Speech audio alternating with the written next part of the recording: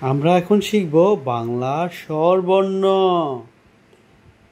অ, আ, হ্রস্ব ই, দীর্ঘ ই, হ্রস্ব উ, দীর্ঘ উ, রি, এ, ওই, ও, ও, সরে অ, সরে আ, হ্রস্ব ই, দীর্ঘ ই, হ্রস্ব উ, দীর্ঘ উ, রি, এ, ওই, ও, ও।